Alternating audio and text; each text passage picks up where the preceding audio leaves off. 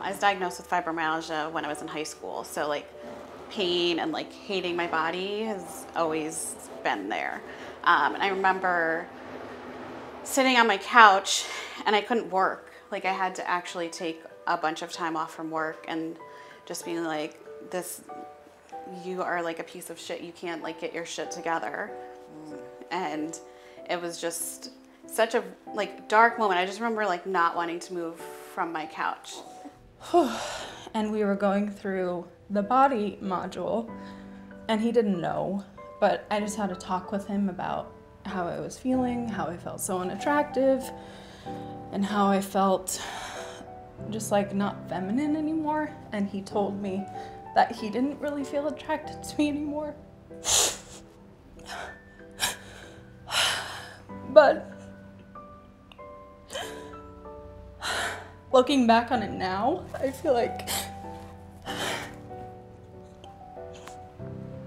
it was a gift to go through it then, because I was able to be supported by Sarah and to be supported by my fellow people and live more, way less. And now I realize it had nothing to do with how I look, because I know that he thinks I'm beautiful. It just had to do with how I felt. I was projecting a really insecure, like, shell of who he married. For me, I was like 17, I think, and had like a perfect little body. I didn't think so at the time, but I lived in Spain and I had this bus stop that I had to stand at every morning for school.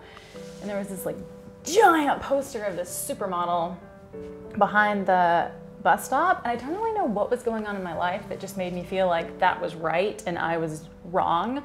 But I remember I would have these like intense fantasies about wishing I could have like major surgery to like look like this giant fake woman on the wall. And it's like funny now because it's ridiculous, but at the time I remember having this like intense, I think that was like the thing I desired most in the whole world.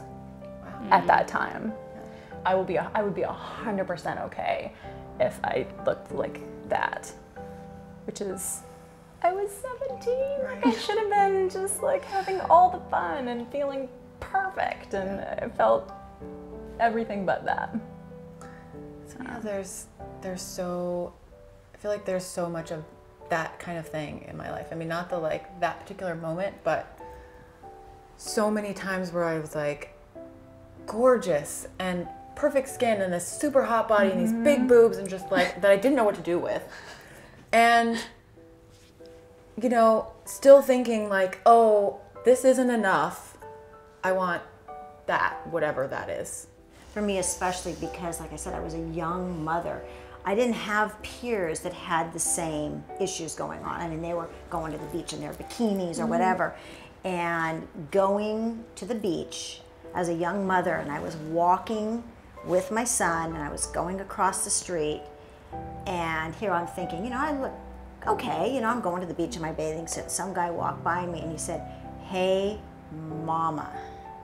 And I thought, I don't know that I look like a mama, because I felt like that was a negative term. You know, I'd always been called, you know, a girl or a chick or a, you know, something that was more of a younger term. And that just all of a sudden made me feel extremely old. And it was more that was the low point. And I don't even know that it was necessarily weight, but that is how it resonated with me, is it must be how my body looks. And so something is wrong with me. And so I kept just trying to be like everyone else that was my age, and realized that I was very different. And I've always been sort of, felt like a round peg in a square hole with my peers. And I think that's always just been the really hard part. I was probably 2 years postpartum with my son and got invited to go somewhere and did not have anything to wear, or thought I didn't have anything to wear.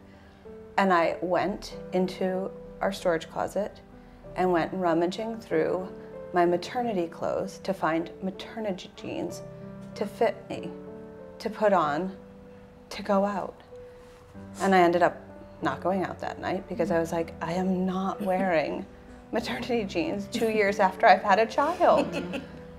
And it was then, I think, when I realized that I was just not doing things in my life because of how I felt. Yeah.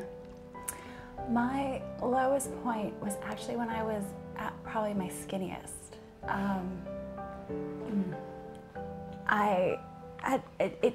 The weight came off really easy then, but once I got to that place, I just was like, oh my God, I gotta keep it. Like, I gotta stay here. And I realized I wasn't really even happy at my skinniest. Like, I look fantastic. But I developed an eating disorder. I was bulimic, and it was awful. Like, it broke me to be like, this is what I wanted. And it's not anywhere what I thought it was gonna be.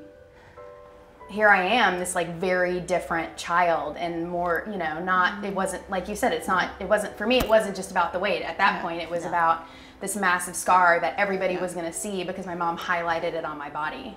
And You yeah, want that to was fit really in. rough. You know, you just want to fit in. Yeah, when you feel like definitely. you don't fit in because of your body, then it just it goes deep inside you. Yeah. And I think at that age you don't know how to really discuss it with anybody either.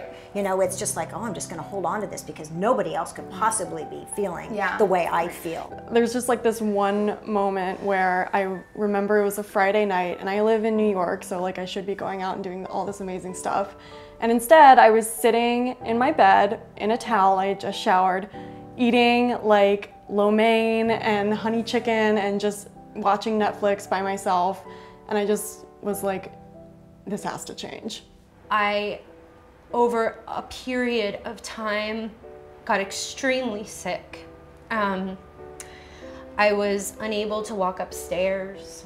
I was very winded, I was exhausted, I was stressed and almost suicidal and so anxious that I didn't know how I was gonna make it through my day. I broke down and I called a doctor and had all these tests done, and all of this stuff was related to how I was eating. Like every one of them were related to all of these problems that had been compounding because I was not eating, and because I was not eating what I actually needed to be eating.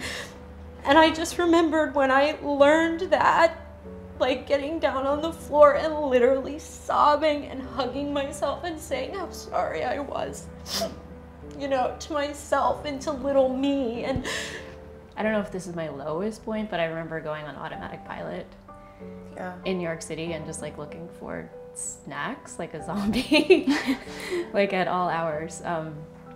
And how even though I would eat all this stuff and feel stuffed afterwards, like I was not satisfied at all. I was a size 6 when I got pregnant, and I gained like 80 pounds. And after I had her, I was like heavier. I didn't even lose the 8.5 pounds that she was. I was like, what? How can I be heavier? And it was just really jarring because all my clothes were size 6, and I was in these maternity clothes, and I was just like this gelatinous thing with this baby that I didn't know what to do with, and it was really hard. It was really difficult. Maybe it was like a buildup of all the things that I've been learning, and then just like, oh no, you're supposed to, you know, you can feel better, and you can fix that with a cookie and with sugar and with brownies and with food. And my body was like, what are you doing?